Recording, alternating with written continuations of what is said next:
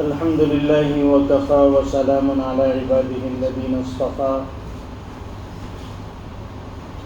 أما بعد فأعوذ بالله من الشيطان الرجيم بسم الله الرحمن الرحيم وقضى ربك ألا تعبدوا إلا إياه وبالوالدين إحسانا إما يبلغن عندكم الكبر أحدهما أو كلاهما فلا تقل لهما أف ولا تنهرهما وقل لهما قولا كريما واخفض لهما جناح الذل من الرحمة وقل رب ارحمهما كما ربياني صغيرا صدق الله العظيم.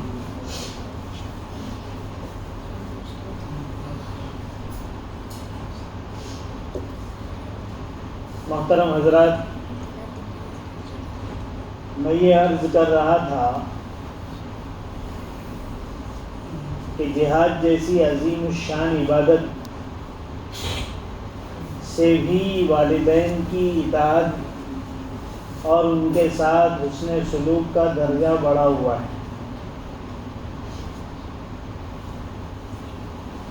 چنانچہ قرآن کریم میں کئی موقعوں پر جہاں اللہ تبارک و تعالیٰ نے اپنی عبادت کا حکم دیا،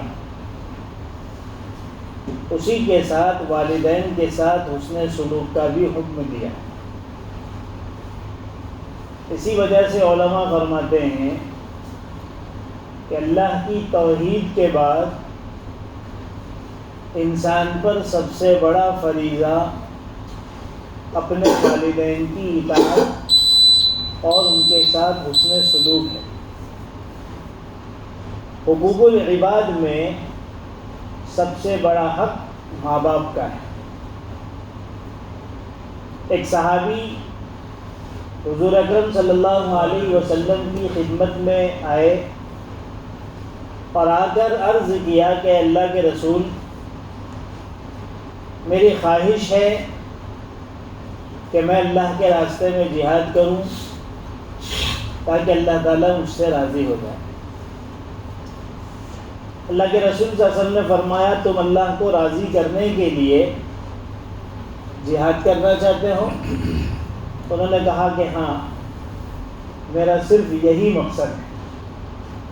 آپ نے پوچھا، کیا تمہارے والدین زندہ ہیں؟ تو انہوں نے کہا کہ ہاں، میرے والدین زندہ ہیں اور وہ خدمت کے بھی محتاج ہیں. اللہ کے رسول نے فرمایا کہ ان کی خدمت کر کے جہاد کا ثواب حاصل کرو. ففیہما فجاہد، جہاد کرنا ہے تو ان کی خدمت کر کے جہاد کرو. اس سے پتہ چلا کہ والدین کی خدمت، ان کے ساتھ حسن سلوک، ان کی اطاعت، یہ جہاد سے بھی بڑھ کر ہے. اور اس سے ایک بات اور بھی پتہ چلی کہ دین شوق پورا کرنے کا نام نہیں ہے، دین اللہ اور اس کے رسول کی اتباع کا نام ہے. کہ اللہ اور اس کے رسول صلی اللہ علیہ وسلم وقت کا جو تقاضا بیان کر دیں اس کے مطابق زندگی گزارنے سے اور عمل کرنے سے اللہ راضی ہوتے ہیں. اپنی خواہش پورا کرنے سے، اپنا شوق پورا کرنے سے اللہ راضی نہیں ہوتا. ایک بہت اہم اصول اس حدیث سے پتہ چل گیا. جیسے کسی کو عالم اور مفتی اور حافظ بننے کا شوق ہو جاتا ہے، کسی کو باجماعت نماز پڑھنے کا شوق ہو جاتا ہے، کسی کو تکبیر اولیٰ کے ساتھ پہلی صف میں نماز پڑھنے کا شوق ہو جاتا ہے، کسی کو کمائی کرنے کے لیے بیرون ملک گلف اور دوسرے ملکوں میں جانے کا شوق ہو جاتا ہے حلال کمانے کے لیے، کسی کو دعوت و تبلیغ میں نکلنے کا شوق ہو جاتا ہے، کہ مجھے تو چلے میں جانا ہے، مجھے تو 4 مہینے میں ہرگز جانا ہے، میرا تو سال کی ترتیب بنی ہوئی ہے، شوق ہے۔ اور وقت کا تقاضا یہ ہے کہ اس وقت یہ کام نہ کیا جائے، بہت ساری شکلیں ہو سکتی ہیں۔ مثال کے طور پر والدین ہی لے لیجیے، بیمار ہیں، آپ کی خدمت کے محتاج ہیں، آپ کی موجودگی ضروری ہے، اب ایسے وقت میں پہلی صف میں جا کر نماز پڑھنا ان کو چھوڑ کر یہ خدا کو ناراض کرنے والا عمل ہے۔ اب ایسی شکل میں باجماعت نماز نہ پڑھو، گھر میں تنہا پڑھ لو، کیونکہ انہیں ضرورت ہے، اللہ کا حکم تو پورا ہو رہا ہے، اب والدین کی اطاعت تم پر اور ان کی خدمت تم پر لازم ہے، اب چلا پوسٹ پون کر دو اگر واقعی ضرورت ہے، اور اب دوسرے وہ سارے کام جو انسان شوق پورا کرنے کے لیے کرتا ہے اسے نہیں کرنا، اب تو اسے اپنے ماں باپ کی خدمت کو مقدم رکھنا ہے اور اسی حساب سے زندگی گزارنا ہے۔ یہ شریعت کا حکم ہے۔ حضرت مولانا مسیح اللہ خان صاحب رحمۃ اللہ علیہ، جو حضرت تھانوی رحمۃ اللہ علیہ کے بڑے خلفاء میں ہیں، اجل خلفاء میں ہیں، انہوں نے اس کی ایک مثال دی کہ ایک شخص ہے، وہ جنگل میں اپنی بیوی کے ساتھ تنہا رکا ہوا ہے، کسی سفر کی وجہ سے یا کسی بھی وجہ سے، قریب میں بستی ہے دوری پر، اذان ہوئی، باجماعت نماز پڑھنے کا عادی ہے، اب وہ کہہ رہا ہے میں نماز پڑھنے جا رہا ہوں، تو بیوی کہہ رہی ہے کہ اگر آپ نماز پڑھنے کے لیے مجھے اس جنگل میں اس طرح چھوڑ کر چلے جاؤ گے میری تو جان ہی نکل جائے گی۔ اب اگر وہ یہ کہتا ہے کہ نہیں میں تو جاؤں گا بھائی، میں تو بغیر جماعت کے نماز پڑھتا ہی نہیں، میرے کو تو پہلی صف بھی چاہیے، تکبیر اولیٰ کا میں پابند ہوں، اور وہ چلا جاتا ہے تو یہ خدا کا نافرمان کہتا ہے۔ اب اس کے لیے ضروری ہے کہ وہ اپنی بیوی کے ساتھ اسی جگہ پر نماز پڑھ لے، اللہ انشاءاللہ اس کو باجماعت صف اول میں تکبیر اولیٰ کے ساتھ نماز پڑھنے کا ثواب دے گا، بس بندی کا حق ہے۔ اس کی وجہ سے بڑی سے بڑی اگر قربانی بھی دینی پڑے تو دے دی جائے، دل پر چوٹ لگے تو بھلے چوٹ کو سہ لیا جائے، سعادت سے اگر محروم ہونا پڑے تو بھی محروم ظاہری طور پر ہو جائے۔ اس کی سب سے اچھی مثال سمجھنے کے لیے حضرت اویس قرنی رحمۃ اللہ علیہ، جلیل القدر تابعی ہیں، حضور اکرم صلی اللہ علیہ وسلم کا زمانہ ہے، آپ موجود ہیں، اور آپ ہی کے زمانے میں اویس قرنی بھی موجود ہے یمن میں، دل میں شوق ہے کہ اللہ کے رسول کی زیارت کرنی ہے، اور زیارت کر کے وہ سعادت حاصل کرنی ہے جو زیارت کے بغیر حاصل ہو ہی نہیں سکتی، کہ صحابیت کا مقام وہ تو حضور اکرم صلی اللہ علیہ وسلم کو ایمان کی حالت میں دیکھنے سے ہی حاصل ہوگا، اور اللہ کے رسول صلی اللہ علیہ وسلم کی زیارت کا شوق ایک صاحب ایمان کے دل میں کتنا ہو سکتا ہے، اس کو بھی ایک مثال سے سمجھیے۔ ہر ایمان والا جس کے دل میں ذرہ برابر بھی ایمان ہے، قدرتی طور پر اللہ تعالیٰ نے یہ انسان کے دل میں ڈال دیا ہے کہ اس کے دل میں اللہ کے رسول صلی اللہ علیہ وسلم کی محبت سب سے زیادہ ہے۔ چاہے اس کا احساس اس کو نہ ہو. علماء نے بڑی عجیب مثال دی کہ مثال کے طور پر کسی کے والدین کا انتقال ہو گیا اور اعلان ہو جائے کہ اللہ تعالیٰ نے مردوں کو اجازت دے دی ہے کہ وہ قبروں سے نکل آئیں اور ہر انسان اپنے والدین اور اپنے مردے سے جا کے ملاقات کر سکتا ہے. ظاہر سی بات ہے کہ انسان کو اپنے ماں باپ سے بہت محبت ہوتی ہے. اس کے لیے کتنی خوشی کا موقع ہوگا کہ چلو اسی بہانے میں میرے ابا سے مل لوں گا, میں میری ماں سے مل لوں گا. اور اسی وقت یہ بھی اعلان ہو جائے کہ حضور اکرم صلی اللہ علیہ وسلم بھی دنیا میں تشریف لے آئے, اللہ نے بھیجا ہے, جو چاہے ملاقات کر سکتا ہے. لیکن کوئی ایک ہی ملاقات ہو سکتی ہے, یا تو حضور کی ملاقات ہوگی یا اپنے ماں باپ سے مل لو. ہر صاحب ایمان اپنے دل پر ہاتھ رکھ کر سوچے کہ وہ ترجیح کس کو دے گا. یقیناً وہ کہے گا کہ بھائی ماں باپ سے تو قیامت میں مل لیں گے, دیکھا جائے گا, ہم تو حضور اکرم صلی اللہ علیہ وسلم کی زیارت کریں گے اور آپ کی ملاقات کریں گے. یہ اس بات کی دلیل ہے کہ سب کے دلوں میں سب سے زیادہ محبت قدرتی طور پر اگر وہ ایمان والا ہے اور ایمان کا ذرہ اس کے اندر موجود ہے تو وہ حضور اکرم صلی اللہ علیہ وسلم کی ہی محبت. ہم خود سوچ لیں, ہمارے ابھی ماں باپ کا انتقال ہو گیا, ہم ترجیح حضور کو ہی دیں گے کیونکہ آپ کا احسان سب سے بڑھ کر ہے اور آپ کا مقام سب سے اونچا ہے. فداہ ابی و امی, صحابہ کا عام جملہ ہوا کرتا تھا کہ اللہ کے رسول آپ پر میرے ماں باپ قربان, تو آپ سے بڑا درجہ تو کسی کا نہیں. اتنا اونچا مقام اور بآسانی حاصل ہو سکتا ہے حضرت ویسے کرمی کو کہ جائیں ملاقات کر لیں, آ جائیں. اللہ کے رسول صلی اللہ علیہ وسلم کو کہلا بھیجا کہ اے اللہ کے رسول میں آپ سے ملنا چاہتا ہوں, لیکن میری والدہ بیمار ہے, میری خدمت کی محتاج ہے, کیا کروں؟ اللہ کے رسول نے کیا فرمایا؟ مجھ سے ملنے کی ضرورت نہیں, جاؤ اپنی ماں کی خدمت کرو, اسی میں لگے رہو. کتنی بڑی قربانی ہے, آپ نے پوری زندگی ماں کی خدمت میں لگا دی.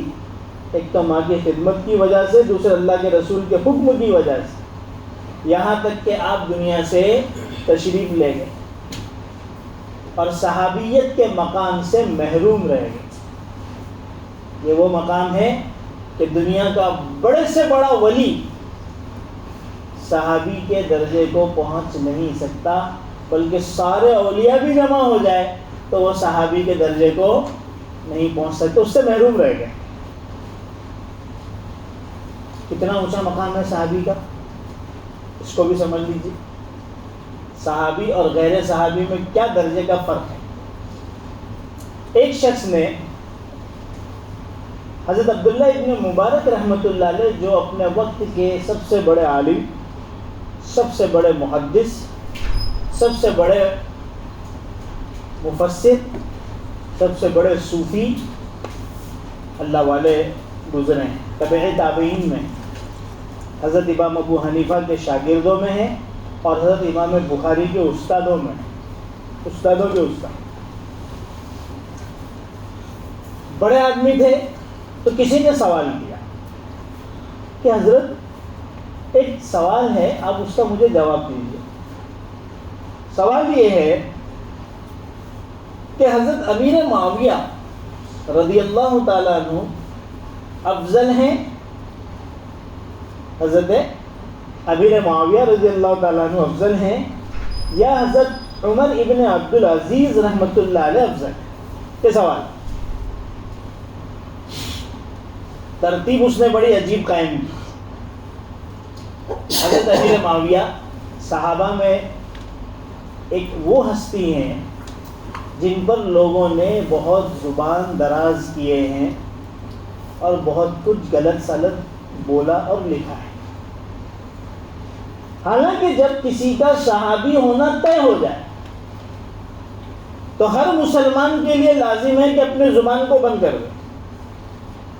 ایک اصول یاد رکھیں، جب کسی کا اللہ کے رسول کے صحابی ہونا طے ہو جائے کہ بھئی اللہ کے رسول کے صحابی ہیں، تو آپ چاہے کتنے ہی بڑے عالم ہوں اور چاہے آپ کتنے ہی بڑے محقق ہوں اور آپ نے 50 کتابیں پڑھ کر پھاڑ دی ہوں، آپ پر لازم ہے کہ اپنی زبان کو بند رکھیں. وہ صحابی ہیں جن کے بارے میں اللہ تعالیٰ نے وَكُلًّا وَعَدَ اللَّهُ الْحُسْنَى فرما دیا کہ ہر ایک کے ساتھ جنت کا وعدہ ہے، اور جن کے بارے میں اللہ تعالیٰ نے اپنے رضامندی کا اعلان کر دیا ان کے بارے میں ہمیں کہاں حق پہنچتا ہے. اگر کسی سے کوئی چوک اور خطا ہوئی بھی تو ظاہر سی بات اللہ نے معاف کر دیا، تبھی تو سب کے لیے اعلان کیا ہے.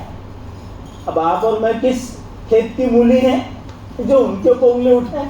لیکن لوگوں نے بہت سارے صحابہ پر اور ان میں بھی خاص طور پر حضرت امیر معاویہ رضی اللہ تعالیٰ عنہ کے اوپر بہت بد زبانی کی ہے.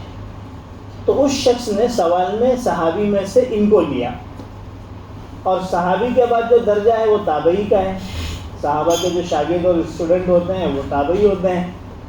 ان میں سے عمر ابن عبدالعزیز کو لے لیا، جو اپنے عدل و انصاف میں، جو اپنی تقوی اور بزرگی میں ممتاز مقام رکھتے ہیں، جن کو عمر ثانی کہا جاتا ہے کہ صحابہ میں حضرت عمر ہیں اور تابعین کے اندر عمر ابن عبدالعزیز ہیں.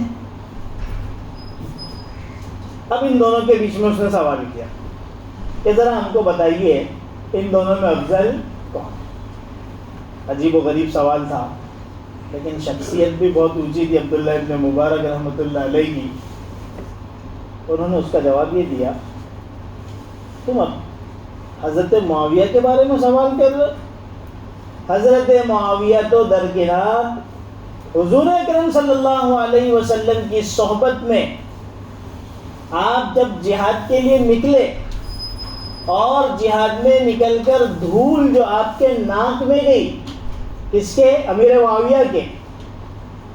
عمر ابن عبدالعزیز اس ناک کے گرد و غبار کے برابر بھی نہیں ہے.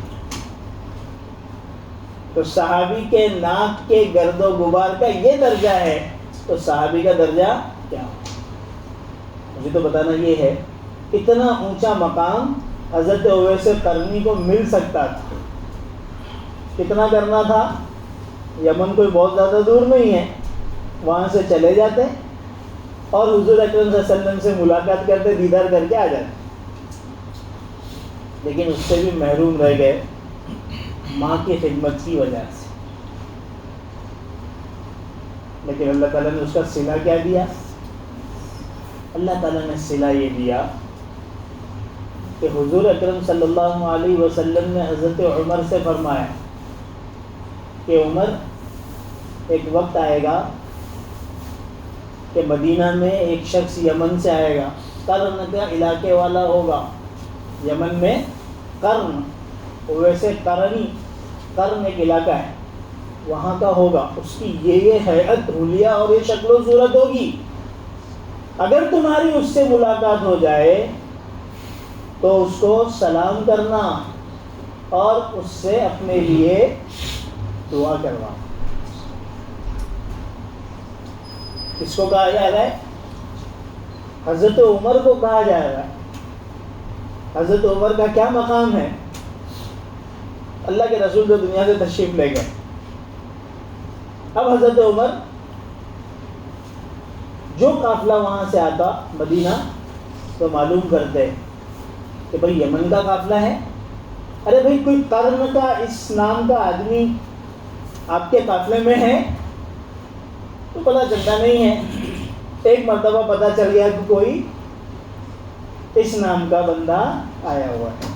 حضرت عمر بہت خوش ہوئے، جا کر ملاقات کی، سلام کیا اور پوچھا کہ آپ اویس قرنی ہیں؟ فرمایا کہ ہاں میں اویس. کیوں پوچھ رہے ہیں آپ مجھے؟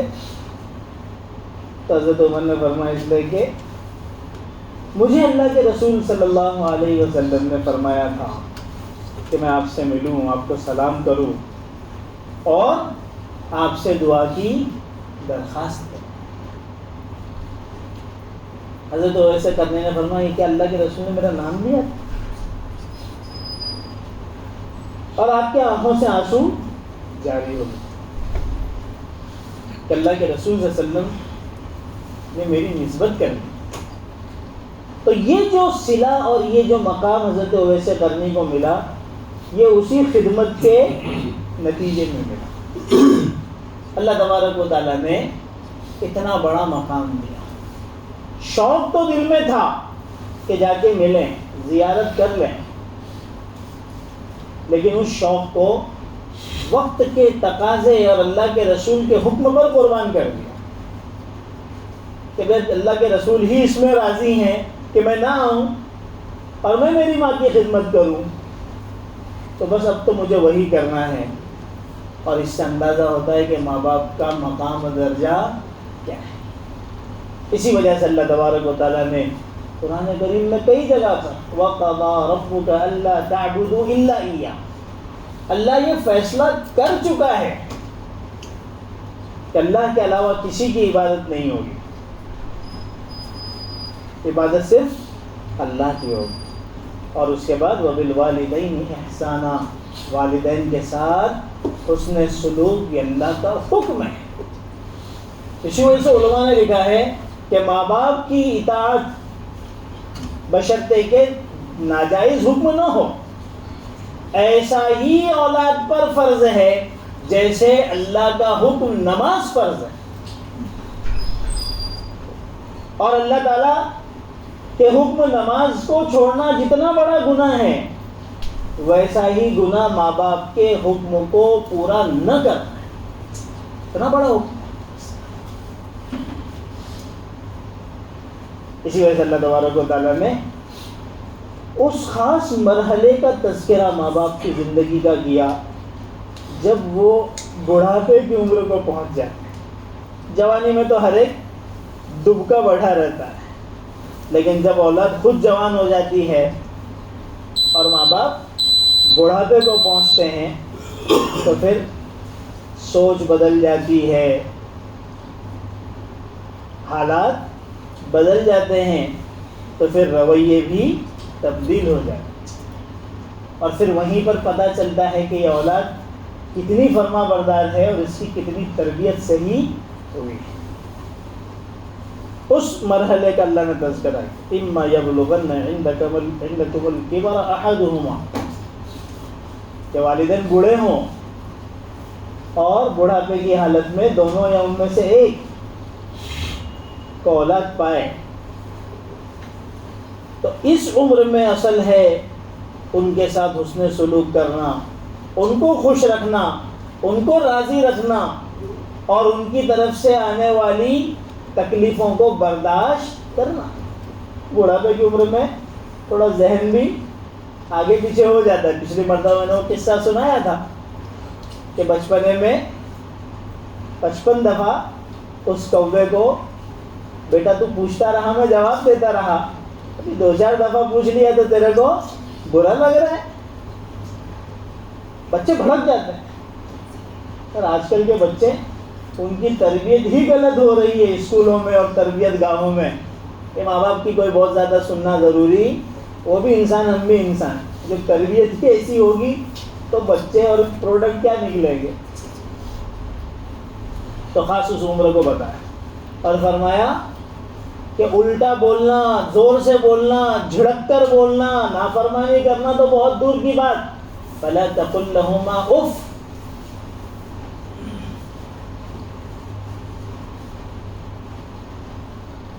مفسرین نے عجیب چیز لکھی، مفسرین فرماتے ہیں کہ اللہ تبارک و تعالیٰ نے لفظ اف استعمال کیا۔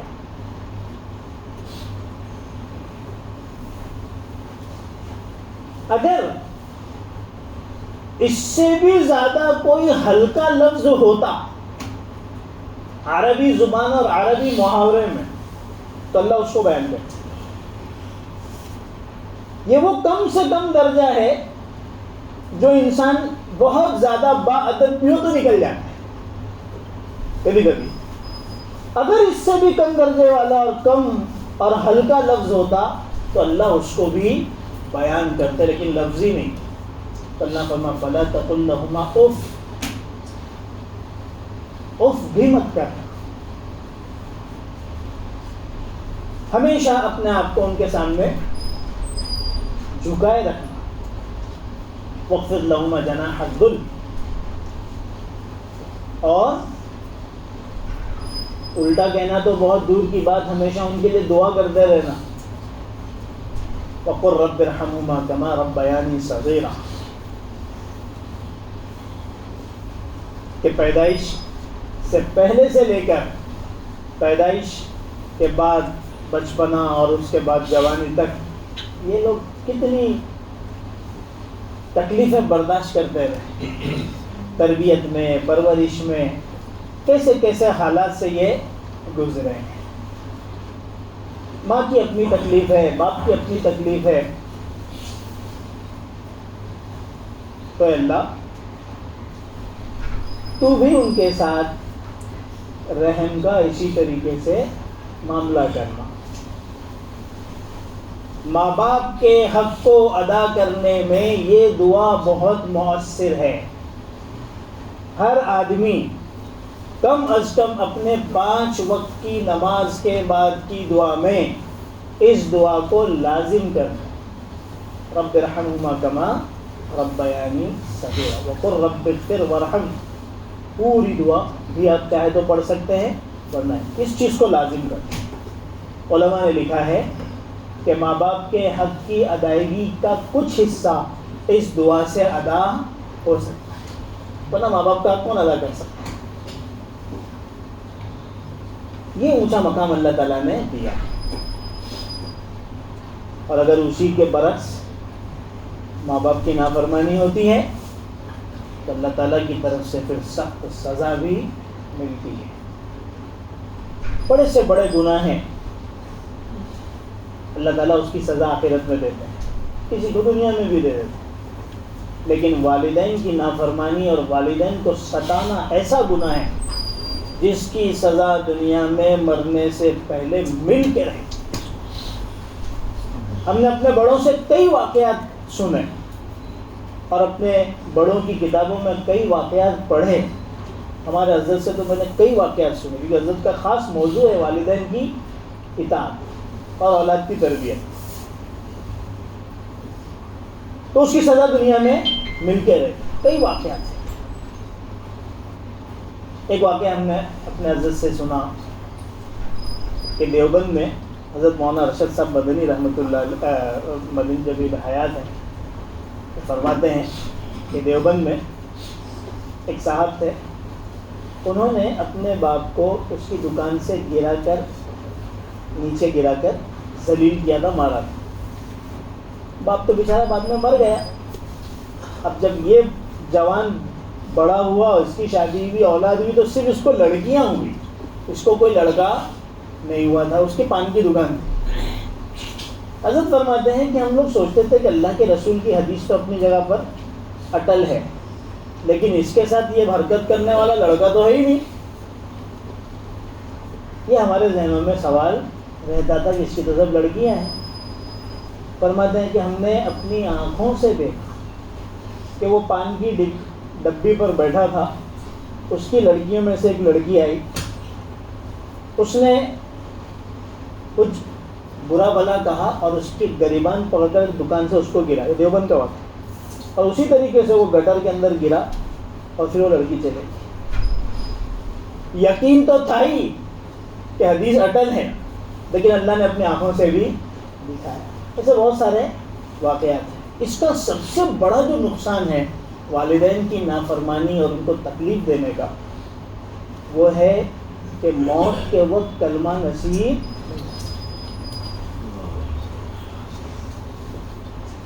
یہ مار پیٹ اور یہ گرا دینا یہ تو سب کی دنیا میں حساب ہو گیا، لیکن اگر کلمہ ہی نصیب نہ ہو تو کتنی بڑی شقاوت ہوگی.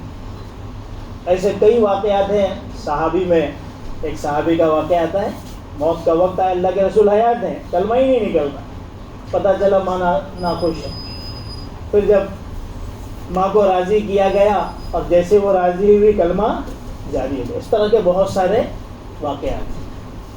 اس وجہ سے ماں باپ کی نافرمانی سے، ماں باپ کو تکلیف دینے سے بہت بچنے کی ضرورت ہے. جوانی ہے نا، خون گرم ہے تو انسان آپے سے باہر ہو جاتا ہے اور اس کے سامنے پھر یہ بوڑھے ماں باپ کی کوئی اہمیت نہیں رہتی. اس کا نتیجہ وہ آگے بہت بھیانک شکل میں بھگتتا ہے. اب اگر کوئی مطیع اور فرما بردار ہے تو بہت بڑی سعادت کی بات ہے، لیکن اگر کچھ کوتاہیاں ہوئی ہیں اور دنیا سے ماں باپ چلے گئے،